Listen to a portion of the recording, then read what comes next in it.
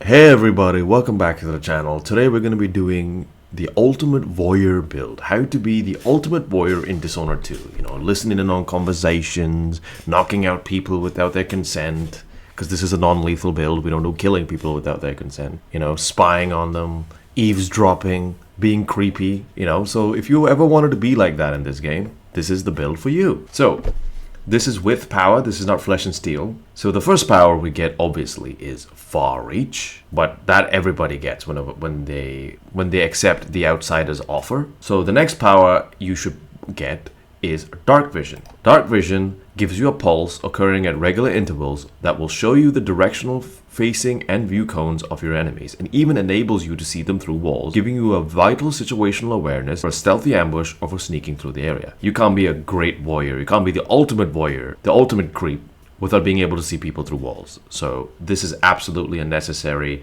ability to get. I would get it as soon as possible, and remember, pick up all the bone charms and runes in every location, because that is the only way you'll be able to enjoy this build, I would say, because otherwise it will take you a longer time to get these, if at all you can get these up powers, and you won't be able to enjoy this build until very late into the game. So yes, stay vigilant, keep your eyes peeled for runes and bone charms. So the next power you want to get is Shadow Walk, because walking around stealthily is a very important skill for a voyeur. So during Shadow Walk, your visibility is reduced, making it harder for enemies to detect you. Don't get too close though, because a moving shadow will still cause suspicion. In this state, you can assassinate or incapacitate one enemy before returning to physical form. I don't usually incapacitate enemies because I feel like it takes a bit longer than the traditional choke, although it does look pretty cool. So I would take 2 points in this. This only causes 1 rune, so it's not a big investment. So Rat Shadows opens up new pathways while in stealthier form. You can pass through rat tunnels, which can lead you to remote areas and allows you to bypass hostile encounters. This is a very useful skill if you want to avoid combat and you want to get into places without having to find a key, find a code. This really helps you cut a lot of corners. So then after that, I would take 1 point in agility. This is in the enhancement section. So what agility allows you to do, it allows you to increase your jump height and distance. So the agility enhancement is a must if you intend to exploit higher ground, making hidden passageways and special areas easier to reach. The enhancement also offers better mobility for close combat and evasion. I would suggest taking 1 point. You can take more points later on once the build is complete. If you want, you can do whatever you want once you've got the necessary skills. But I've only taken 1 point in this so far, because I feel like that's the only point I need. Because with far reach, you don't have to worry about falling damage, and I don't really run around a lot. And with the right bone charm, you can actually move very fast. But we'll get to bone charms later, without sprinting, that is. So, the next one after that is maxing dark vision. Now, if you've played the game a couple of times, you might not need to do this because you know where everything is. But for me, this is my first time playing the game, so I tend to miss things, especially opening cupboards and getting stuff that gives you money. I'm pretty bad at that. So first thing I took was greater dark vision, so I can see security systems through walls and also resources and mission items.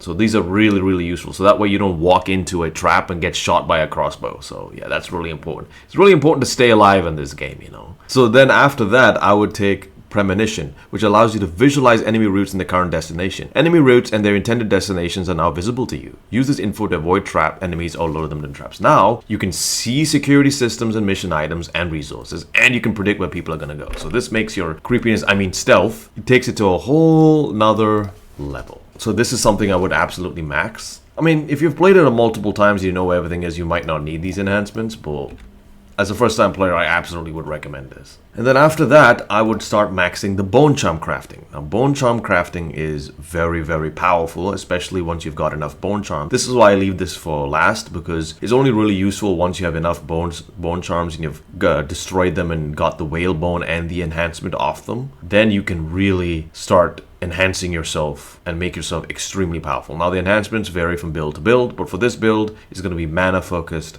and stealth-focused, obviously. So take this first, take witchcrafting, and then take master crafting. But then you would think that you would take trait synergy next, because it only crosses 3 runes, while this crafting runes causes 4 runes. But I would recommend taking crafting runes first, because the moment you get it, you can craft enough runes to get this immediately. So it's just like a 2-for-1 combo. So yes, max bone charm crafting next, because you'll have enough bone charms to really get the most out of the skills. Again, towards the end of the game is midpoint, and towards the end of the game is when this skill really becomes useful. In the early game, I wouldn't suggest putting any points in this because you don't have enough bone charms to make this useful. So these perks all should be taken before you start bone crafting, because otherwise it really isn't going to be at its best. So taking this perk, for example, lowers chance of corruption for bone charms with 3 or 4 traits. This one, master crafting, no chance of corruption when crafting bone charms with 3 traits. There's still a low chance of corruption when crafting bone charms with 4 traits, but the chance is very low. I still haven't got a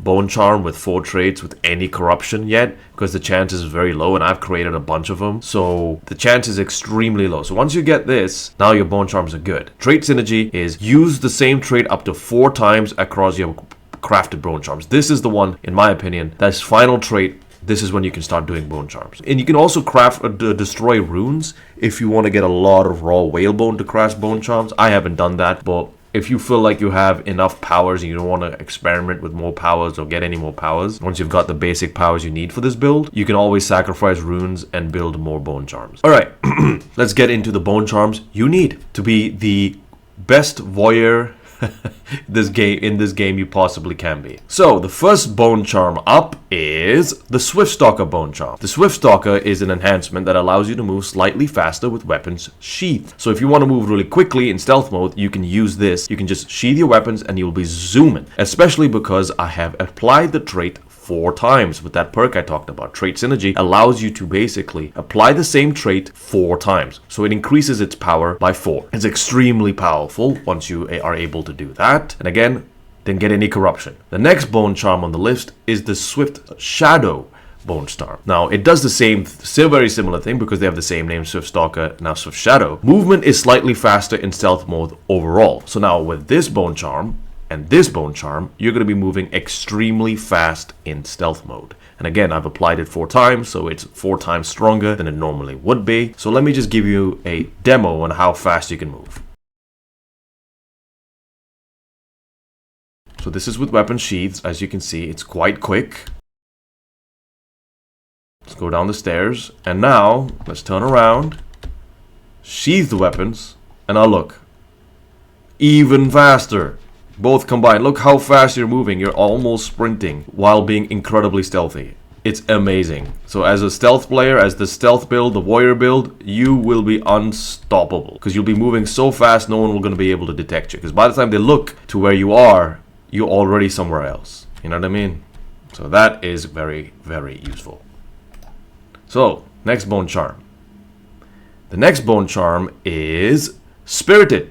So essentially Spirited boosts your mana elixirs. So your elixirs restore slightly more mana. I applied it 4 times. So now when you do use your powers, you can just take 1 mana potion instead of like 2 or even 3. Because now it's 4 times as much more effective. It's 4 times more effective than it was before. This is really helpful because this build uses a lot of powers. So having bone charms that boost your mana is very important. Boost your mana and boost your stealth. That's what you want to focus on when it comes to bone charms in this build. The next one is a black bone charm called Expansive Spirit that essentially just increases your mana. Nothing complicated. Now you can destroy black bone charms and get 4 times the raw whalebone than you would for a regular bone charm, but the downside is that you can't get the trait that the black bone charm has. In this case, it's Expansive Spirit. So if I destroyed this, I'd get 4 whalebone instead of 1 whalebone, but I wouldn't get the trait of Expansive Spirit. So keep that in mind if you're thinking about destroying black bone charms. Only destroy the black bone charms that you don't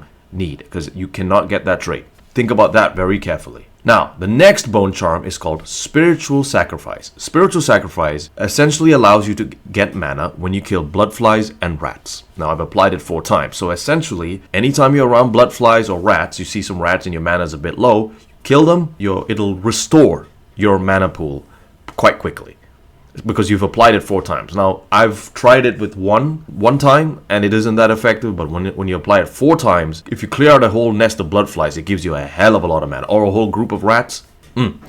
So again, this boosts your mana regen. Very important. Another Blackbone charm is called Familiar Scent. Wolfhounds cannot smell you. This is important because I've been detected by wolfhounds before, and it counted towards my detection, so I didn't get the ghost achievement for that mission. So I was kind of annoyed because I've been trying to get the achievement where you do all the missions and you never get detected, so I kind of failed there. So this is going to be very helpful for you when you're coming across wolfhounds, which you will, especially towards the midpoint of the game and later in the game. Wolfhounds become more common, so this will absolutely help you not get detected by them, because they don't actually have to see you to detect you. They can just smell you. So this is quite helpful in staying hidden from them. And the next bone charm is Strong Arms. Strong Arms allows you to choke your enemies unconscious slightly faster. Now this is extremely useful because as a stealthy character, sometimes you can't sneak past people. You're going to have to take them down in order to do it. And because we're doing a non-lethal build, we're not going to kill them. So this is extremely useful. You can choke them out in an instant. It's so fast. It's so quick. So I want to show you guys how it works. Let me show you. All right, here we go. I'm going to show you guys how awesome this bone charm is. So use this power here.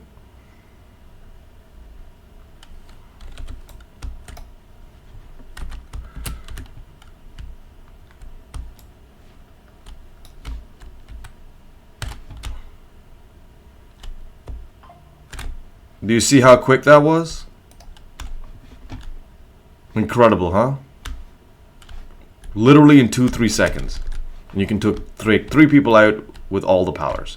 Now the power I just used is not really essential for this build. You don't have to use it if you don't want to use it. It's called Mesmerize. It costs 6 runes though. But again, it's not essential. It's something I'm just trying out to see how I like it. So far I do like it. But you don't need it for this build. All you need is the powers that I've already mentioned. Okay, so the final, but definitely not the least important section on how to be the sketchiest person you can be in this game is equipment and blueprints and upgrades. So you're going to have to collect as many blueprints as possible. This is where dark vision comes into play. It allows you to find everything. So this is why upgrading dark vision is very important. Otherwise, I don't think I would have found any of these blueprints because I can miss these quite easily. So what are the blueprints you want for this build? You want crossbow accuracy, extended bolt range, and reload speed. All of this helps you with your sleep darts, which are an important part of your arsenal because once again, this build is non-lethal, so we're not going to be shooting anyone in the head, we're not going to be killing them. Well, we'll be shooting them in the head with sleeping bolts, but we're not with actual crossbow bolts. So keep that in mind. These upgrades are extremely important because it allows you to shoot people very quickly and at a long distance with Sleep Bolt. And this is in case you can't get close enough to do Domino, that power that we talked about that links everybody up, and where you hit one person and it affects everybody else who's also linked. So the crossbow upgrades really help you with that, and you can do Domino and hit them with the Sleep Bolt quickly. Do take all the crossbow upgrades. Another one I would take is Instant Sleep Dart. Instant sleep dart is extremely important because there's no more delay on the individual that you shoot it into, or the individuals you shoot it into, depending on whether you have Domino or not at that point. But instant sleep dart helps you put people to sleep instantly. So yes, get this as soon as you can, as soon as you have the budget and as soon as you pick up the blueprint and can go to a black market shop. So the rest of these, depending on, you can decide whether you want to take them. The masterwork for crossbow I would take is long distance lover over piercing insult, because piercing insult is bolts can pierce multiple enemies, but you're not trying to pierce multiple enemies, right? Because you already have Domino, so you don't need to do that, and you're not trying to kill them, so you're not trying to pierce anything. But long distance lover, when using the spyglass, the crossbow has perfect aim even when you change shots. Improved damage. So now it improves the damage, but also what it really allows you to do is get even more range through your spyglass. So the crossbow has perfect aim. So when you look in through your spyglass and you look at an opponent and you shoot them, that bolt will go exactly where the spyglass is looking. It's really, really useful. So the next one you want to take, which is also really important, is bone charm slots. This is especially useful in the late game because as you start building bone charms, as you get the bone charm skills, you get 2 more slots and then you get 3 more slots. So in total you get 5 more slots, which is, again, very good, because the more bone charms, the better. The next one is refined lens optics, which will help you, again, aim your crossbow with that upgrade that I talked about, the long distance lover upgrade. Now your lens optics can go even further, so that means you can shoot even further. And with all the crossbow upgrades, your bolt will be straight and accurate. So yes, this turns you into a long distance, not an assassin really, because you're taking people, you're being non-lethal, but turns you into a very deadly long distance opponent. So the next upgrade you want to take is stun mine upgrades, because stun mines are very, very useful. You can bait someone by throwing a bottle at a certain location where the stun mine is and get people to move there, and that stun mine will take them out. So the upgrades are really useful because chain lightning, enemies near the primary target are also electrified. Each stun mine functions an additional time, +1, and then +2. So you get 3 charges in total, because +2 and +1, and then I think even the original charge, so about 3 to 4 charges. I've never tested the limit of this. I've taken out 2 people, 3 people. I've never seen if I've never been able to take out 4 people because I've never baited that many people, but maybe you can. So 3 to 4 people can be taken out with one stun mine. It is very, very useful of taking out groups of opponents. So yes, take all the stun mine.